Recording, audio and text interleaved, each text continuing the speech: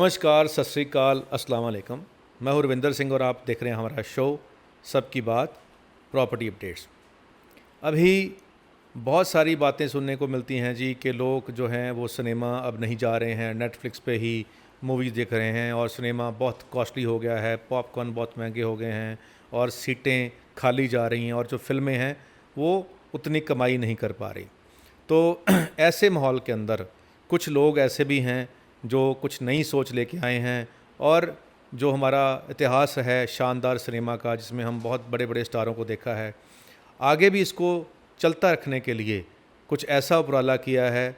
दो एंटरप्रेन्योर्स जो हैं जिन्होंने इस मुश्किल को समझ के उसके सल्यूशन को निकाला है, उसमें सरकार की भी सपोर्ट है और ये सब कुछ क्या है इसके बारे में आज हम बात करेंगे।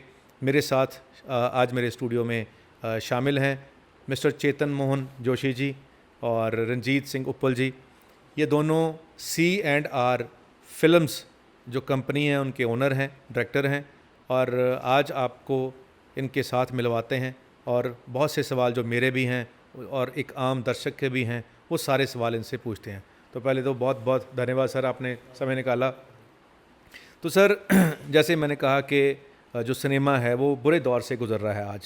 आज फिल्म मेकर जो हैं वो 100 बार सोच रहे हैं कि कितने पैसे लगाएं, ये हमारे पूरे हो जाएं कि नहीं। उसका इम्पैक्ट सब पे आता है, फिल्म जो एक्टर होते हैं उन पे भी आता है, जो वहाँ पे सपोर्टिंग स्टाफ होता है उनको भी आता है, सब पे आता है, कॉस्ट्यूम वाले पे भी आता है, आउटडोर शूटिंग वाले सब पे। वो जब कॉस्ट कटिंग होती है तो सबकी होती है, तो सबकी जो सैलरी या इनकम इफ़ेक्ट होती है।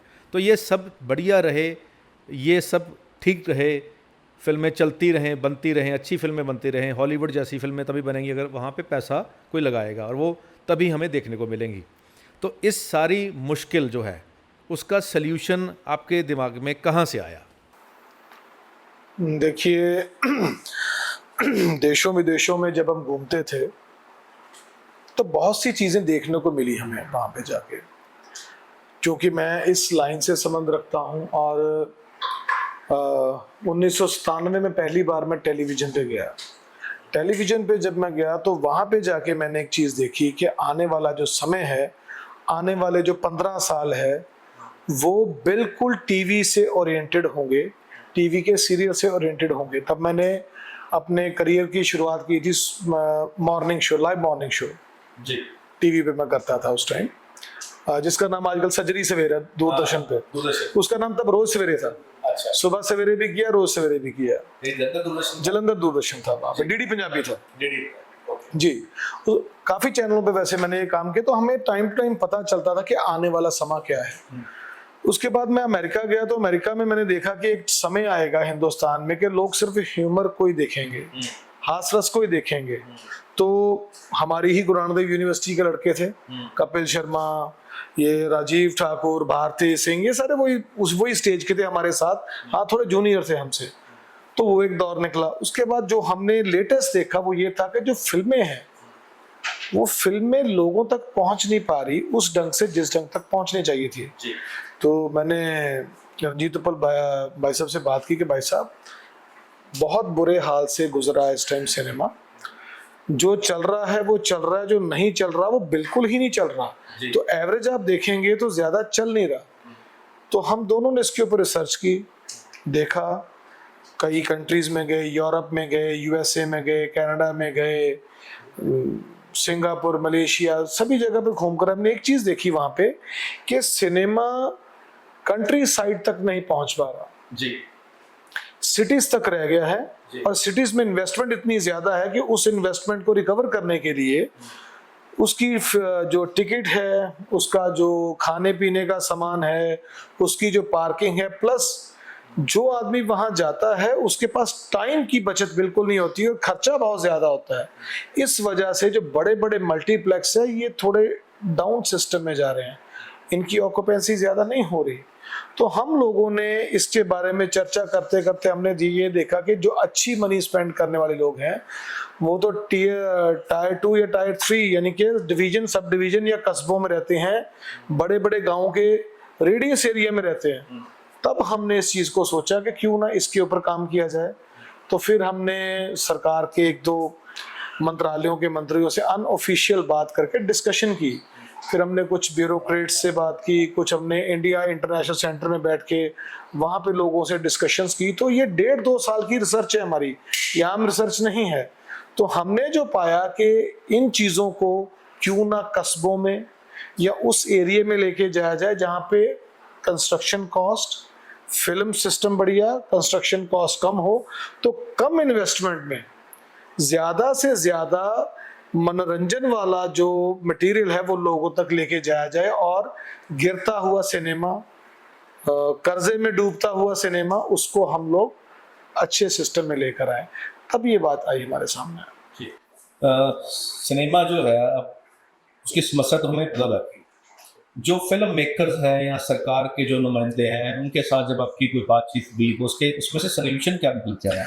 सोल्यूशन सबसे बड़ा ये निकला कि एक तो जो रीच है वो वहां तक लेकर जाई जाए जहां पे हमारा कंज्यूमर बैठा है। जी। आज के दौर में रील्स बनती हैं, डिजिटलाइजेशन हो रहा है, तो बहुत सी ऐसी चीज़ें हैं जो प्रॉपरली हमारे कंज्यूमर तक या हमारे वो रीच तक पहुंच नहीं पाती। उसका सबसे बड़ा सोल्यूशन यही निकाला कि हम लोग कैसे एक दर्शक तक पहुंच पाए। तो पहले ये कह रहे जैसे ये मोबाइल है, आजकल मूवी देखते हैं इस तरह, तो इंडस्ट्री के प्रोड्यूसर को फिक्र लग रही थी, डायरेक्टर्स को, कि कहीं ये ऐसे न बनानी पड़ जाए। बिल्कुल सही बात। तो जब ऐसी चीज़ों पे आ जाएंगे तो आप लोग बहुत ज़्यादा एक डाइवर्सिफिकेशन हो जाएगी उसमें। तो जो ग्रेस है सिनेमा की वो कहीं ना कहीं लुप्त होती नज़र आ रही थी। तो क्योंकि क्लाइंट कहाँ बैठा हुआ है, दर्शक कहाँ बैठा हुआ है, शहरों में है, लेकिन उनके पास एंटरटेनमेंट के और बड़े साधन हैं। गांव के लोगों के पास आज भी सिनेमा के लिए एक रिस्पेक्ट है, बिल्कुल थिएटर के लिए रिस्पेक्ट है। तो वहां पे हम लोगों ने सोचा कि सिर्फ मिनी प्लेक्स ही ना लेकर जाया जाए, क्योंकि 125 सीटें प्लस दूसरा हॉल 60 सीट होगा, 2 उसमें स्क्रीन होगी।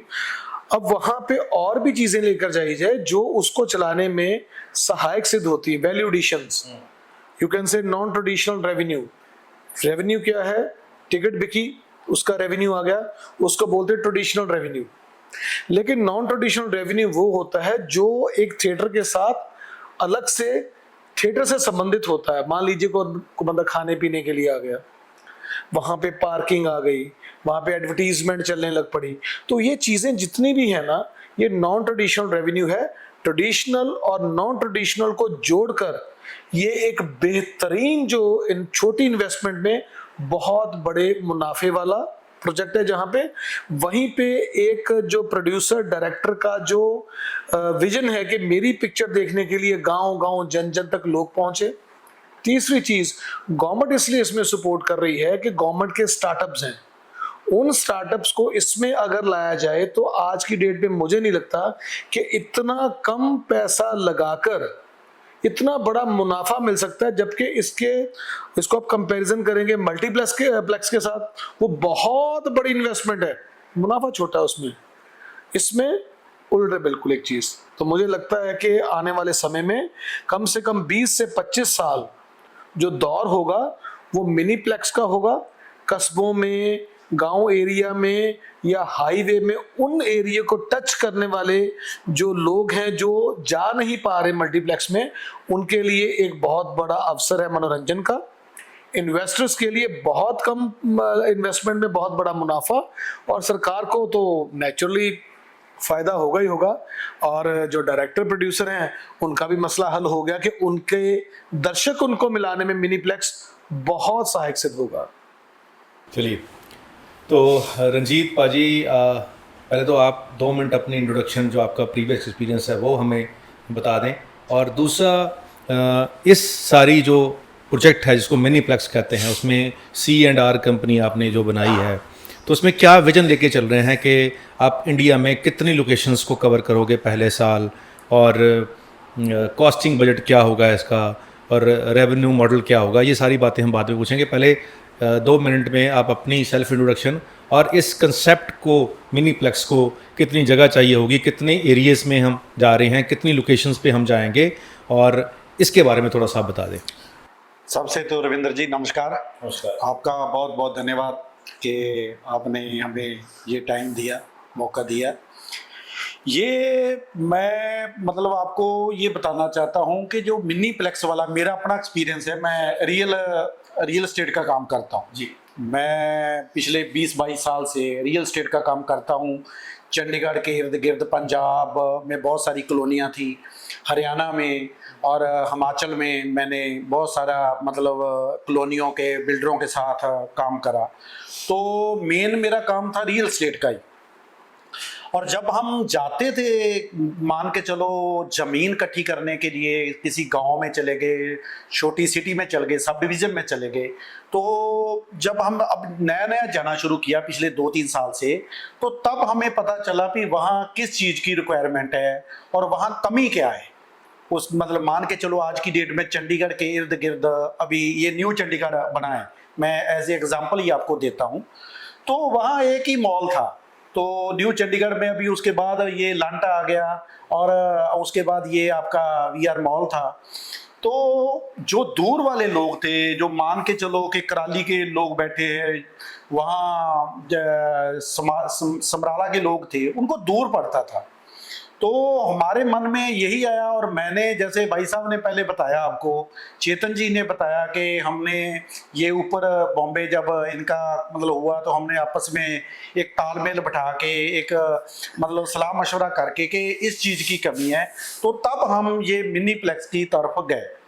और उसके बाद फिर 1.5 साल मैं, भाई साहब भी बाहर गए, मैं चाइना में जाके आया 2 बार, सिंगापुर में जाके आया और मतलब छोटी छोटी कंट्रियों में जाके आया जहां मिनीप्लेक्स, चाइना में बहुत बड़ा मिनीप्लेक्स का एक गढ़ है, स्कोप है। वहाँ छोटे शहरों में मिनीप्लेक्स बहुत अच्छे चलते हैं, मल्टीप्लेक्स नहीं चलते, मिनीप्लेक्स चलते हैं। तो तब हम वहाँ मतलब उस जगह जाके पहले उसके ऊपर जाके मतलब उसके ऊपर स्टडी करके आए और देख के आए भी उसको कैसे चले।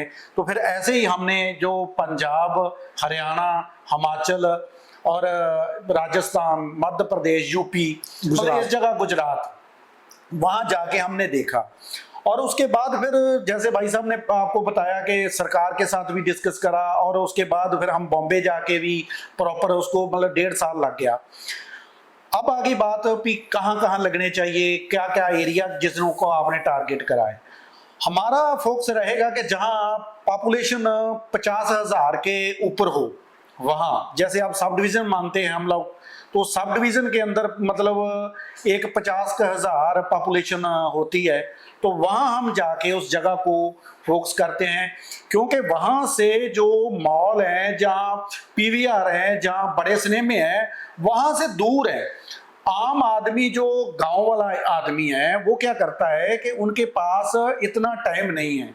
अगर वो घर से किसी मॉल की तरफ जाऊंगा तो उनको 2-3 घंटे लग जाते हैं, एक तो समय की बर्बादी होगी, दूसरा मॉल है, मॉल आज की डेट में बहुत कॉस्टली और महंगा है।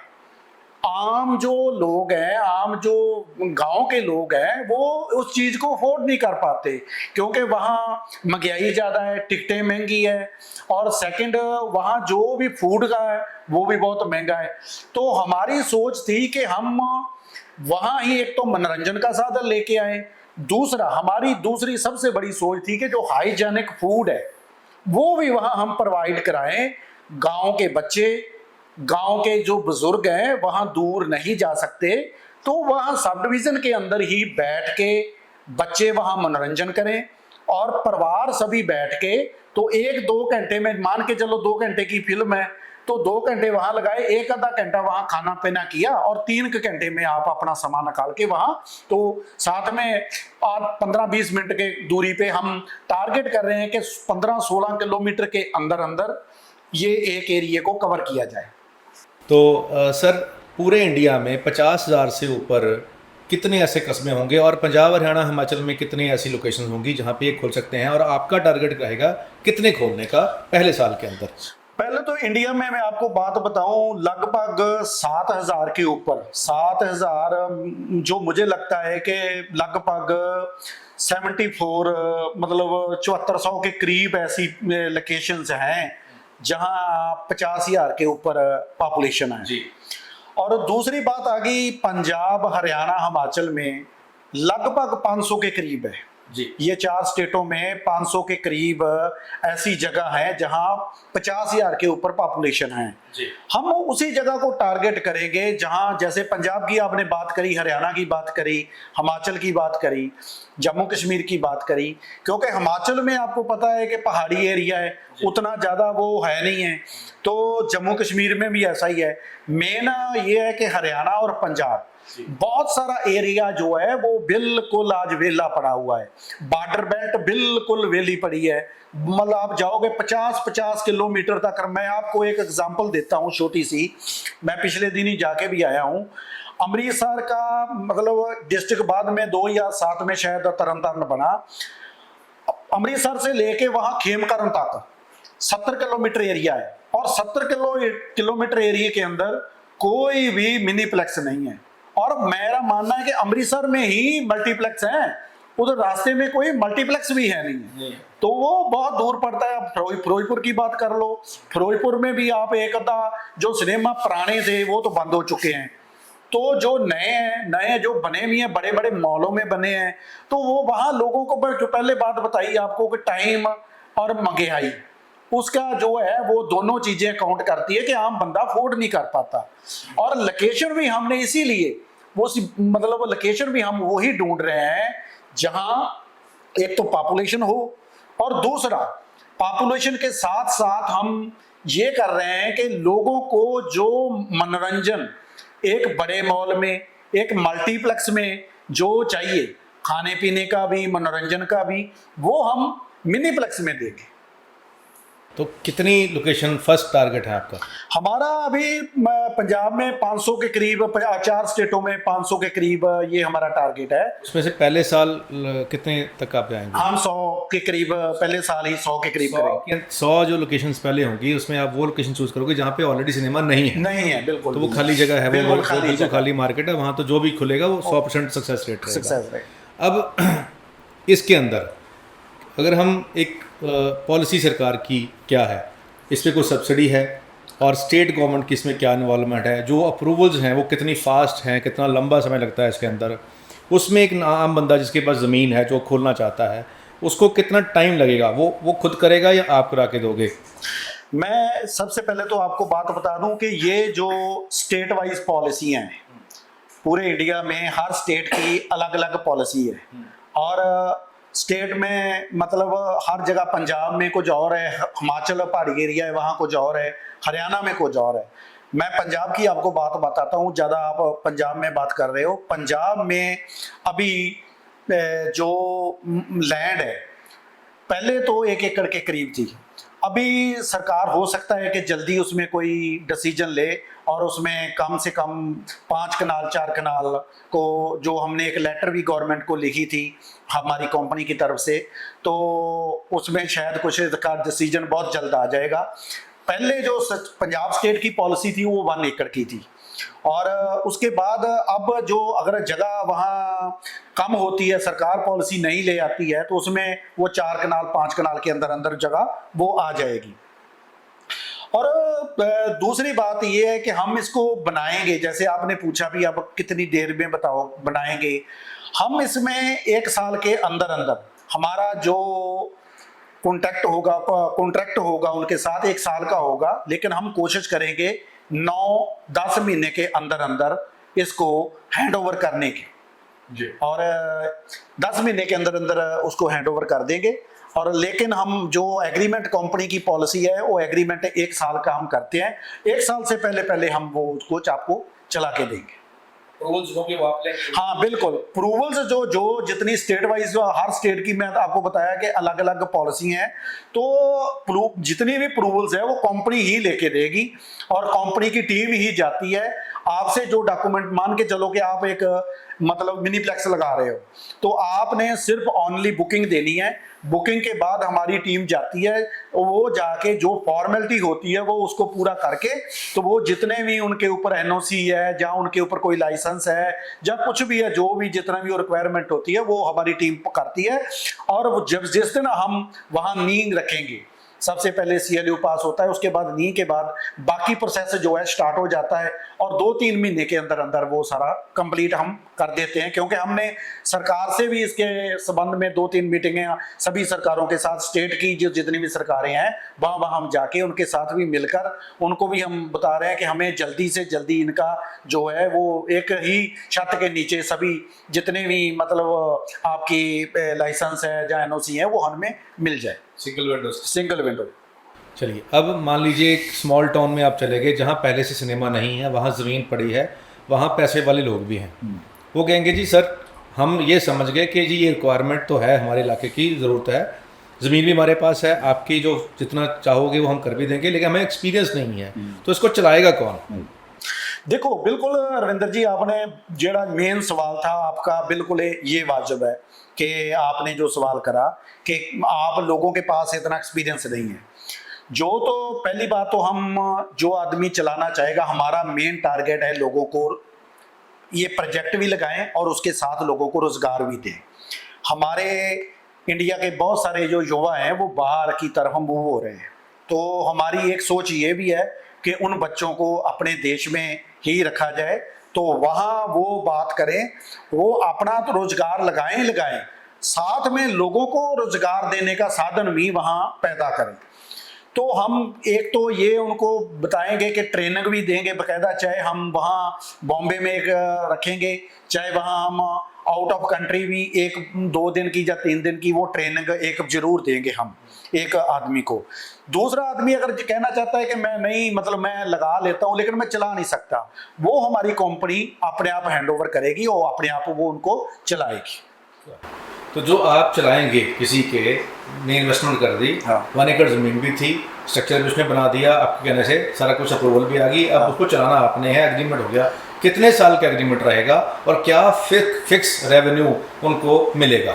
बिल्कुल जी, ये मान के चलते हैं कि हमारा एग्रीमेंट जिस दिन चलेगा, मिनीप्लेक्स जिस दिन चलेगा उस दिन से पहले 3 साल का एग्रीमेंट अलग होगा, लास्ट वाले बीच वाले 4 साल का एग्रीमेंट वो अलग होगा और लास्ट वाले 3 साल का एग्रीमेंट अलग होगा। ये टोटल हम 10 साल का एग्रीमेंट हम करेंगे और उस 10 साल के अंदर जो हमारी कंपनी की पॉलिसियां हैं उसके मुताबिक वो एग्रीमेंट हम करेंगे। एग्रीमेंट में आपकी तरफ से मिनिमम एक गारंटी कहते हैं, MG कहते हैं, मिनिमम गारंटी, कि जी अगर कोई बंदा इन्वेस्ट कर रहा है तो आप उसको रन करोगे, तो बंदे को एक मिनिमम अमाउंट सर्ट कोई आप देने की कमिटमेंट कर रहे हैं? बिल्कुल। मैं एक तो स्टेट वाइज आपको बता देता हूं कि हमारा हर स्टेट में अलग अलग जगह है और पंजाब में भी कुछ साइडें अलग अलग हैं।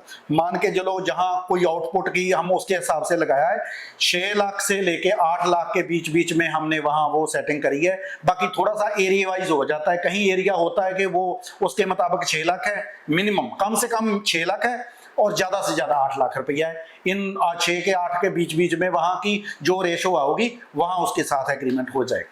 ये जो 6 और 8 लाख है ये पर मंथ की आप बात कर रहे हैं? बिल्कुल, हम ये पर मंथ की बात है। और ये मिनिमम 3 ईयर पहले रहेगा, उसके बाद ये? हाँ बिल्कुल। पहले साल हमारी कंपनी का जो ये है कि पहले 5% रॉयल्टी रहेगी, पहले 3 साल 5% रॉयल्टी रहेगी और बीच वाले 4 साल जो है वहाँ 10% रॉयल्टी हो जाएगी और जो लास्ट वाले 3 साल है वहाँ 15% रॉयल्टी रहेगी। रॉयल्टी किस चीज़ की होगी? वहाँ की सेल की होगी या प्रॉफिट की होगी? वहाँ जो टोटल सेल है उनकी। टोटल सेल आप टिकटों की मान रहे हैं या फूड कोर्ट? नहीं, सारी जगह की, क्योंकि उनको हम टोटल सभी को मतलब जितना हाँ उसी में जितनी कलेक्शन होगी ये कंपनी पूरे की पूरे, क्योंकि CLU सरकार से लेके देना शुरू से लेके एंड तक वो कंपनी ने लेके देना है, उसके अंदर जो सिस्टम होगा वो पूरा है C&R कंपनी ही करेगी। तो C&R उसको रन करेगी। बिल्कुल। 2 मॉडल हैं आपके जी। एक तो है कि आप बंदा खुद ऑपरेट कर ले, आपको 5% दे दे, फिर 10 दे दे, फिर 15 दे दे, राइट। दूसरा है कि आप ऑपरेट करोगे तो आप उसको मिनिमम 6 से 8 लाख तक दोगे। तो 6 से 8 लाख तक आप दोगे, वो 5 साल के लिए दोगे पहले, उसके बाद फिर एक्सटेंड करोगे, इस तरीके से? पहले 3 साल के लिए हाँ मैंने आपको बताया कि जो पहले 3 साल का एग्रीमेंट होगा वो पूरा एग्रीमेंट बनता है, बकायदा लीगली एग्रीमेंट होता है और वो लीगल में ही सारा कुछ, क्योंकि कंपनी भी बॉन्ड रहती है, इन्वेस्टर भी बॉन्ड रहता है, तो उसमें पहले 3 साल का एग्रीमेंट अलग होगा, लेकिन जो फुल एग्रीमेंट होगा अभी ये 10 साल का कॉन्ट्रैक्ट है। कॉन्ट्रैक्ट है जो 10 साल का होगा, लेकिन जो बीच में 3-3 साल, बीच वाला 4 साल वाला और लास्ट और फर्स्ट वाला 3-3 साल वाला एग्रीमेंट वो होगा। हमने पहले ही 5% रॉयल्टी इसीलिए कम रखी है कि इन्वेस्टर को उसका फायदा ज्यादा मिले। पहले 3 साल में उसने इन्वेस्ट करा है, उसने जमीन दी है, तो उनको ज्यादा बेनिफिट इसीलिए हमने रखा है, क्योंकि साल 1.5 साल के अंदर अंदर अगर वो अपने आप रन करेगा तो साल 1.5 साल के अंदर अंदर उसकी अमाउंट वो पूरी हो जाती है।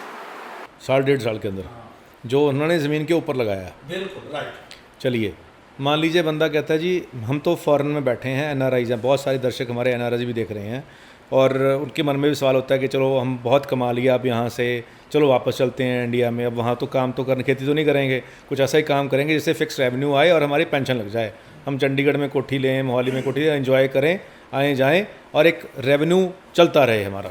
तो उनके लिए जैसे हमने पहले पर्सनली बात की आपसे कि वो 10 साल का एग्रीमेंट चाहेंगे, उसको आप रिन्यू करते रहें, 3 साल के बाद फिर रिन्यू हो गया, फिर उसके बाद 4 साल के बाद फिर रिन्यू हो गया, और वो एक मिनिमम जो गारंटी वाला प्रोडक्ट है वो आपसे एक्सपेक्ट करेंगे कि आप वो कर दो। तो इसके लिए कंपनी लिबरल है या इसमें कोई रिजिडनेस है? बिल्कुल, कंपनी बिल्कुल लिबरल है इसके लिए।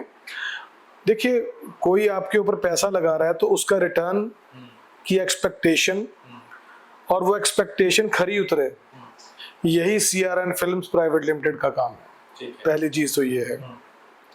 अब ये है कि वो हमारे ऊपर विश्वास कर रहे हैं, तो नेचुरली जगह उन लोगों ने प्रोवाइड करवा दी। एक और इसमें ऑप्शन भी है, मान लीजिए अगर उनके पास लैंड नहीं है तो जो लैंड की कॉस्ट है उसको ऐड करके उनको लैंड भी प्रोवाइड कर दी जाएगी, क्योंकि जहां पे लैंड होगी वहीं पे वो लैंड उसी को चुना जाएगा जिसमें CLU होता हो, पहली बात। दूसरी चीज में बड़ी इंपॉर्टेंट है कि हम उनको MG देंगे ही देंगे, मिनिमम गारंटी देंगे 3 साल की। क्या है कि हम लोगों ने ये देखना है कि जो उनकी इन्वेस्टमेंट है वो इन्वेस्टमेंट एज पर सिस्टम बहुत कम है, प्रॉफिट बहुत ज्यादा है इसमें। आप ये देखिए कि इसमें प्रॉफिट इतना ज्यादा है कि उनकी जो रिकवरी है उनके प्रॉफिट की, वो मुझे नहीं लगता कि 2 साल से ज्यादा समय लगे, वैसे 1.5 साल में कंफर्म है, 18-19 महीनों में। दूसरी इसमें बात बड़ी इंपॉर्टेंट है, मान लीजिए कोई एक आदमी नहीं लगा रहा, अब्रॉड में ज्यादा NRI क्या करते हैं, ग्रुप बना लेते हैं, तो यहाँ पे उनके लिए एक कंपनी बनाने की भी एक फैसिलिटी दी जाएगी कि वो इसके शेयर होल्डर बन सकते हैं।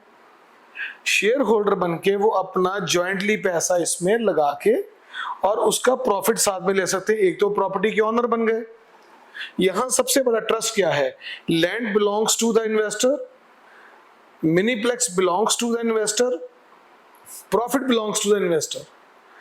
अब यहाँ पे उस इन्वेस्टमेंट को कैसे सही ढंग से पेश करना है, मान लीजिए ये जो इन्वेस्टमेंट है ये बिना लैंड के अप्रॉक्सीमेटली 4.5 करोड़ के करीब बन जाती है, क्योंकि इतनी सस्ती इतनी बढ़िया इन्वेस्टमेंट ज़्यादा प्रॉफिट के लिए कहीं इसलिए नहीं मिल पा रही कि हम लोगों ने इसको बनाने के लिए बहुत बड़े लेवल का कॉन्ट्रैक्ट किया हुआ है, मटेरियल के फॉर्म में, फिल्म्स के फॉर्म में।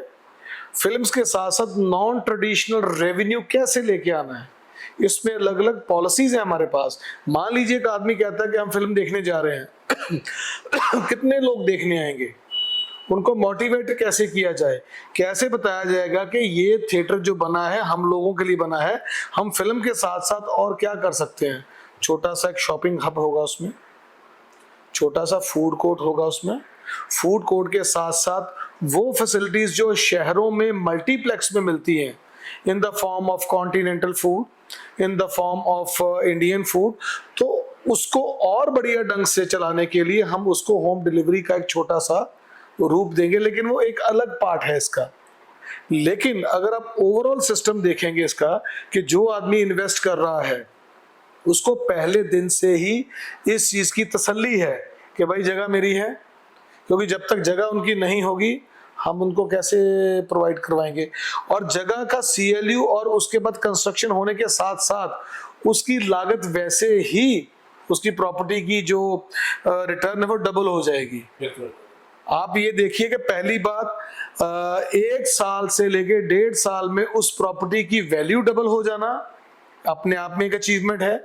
और 1 साल के बाद उस प्रॉपर्टी से आप कह रहे थे कितना पैसा आप दे सकते हैं। मान लीजिए अगर आप रेट ऑफ इंटरेस्ट की बात करें तो रेट ऑफ इंटरेस्ट 9 से 10% बनता है बैंक्स का, हमारा उससे डबल उनको जा रहा है।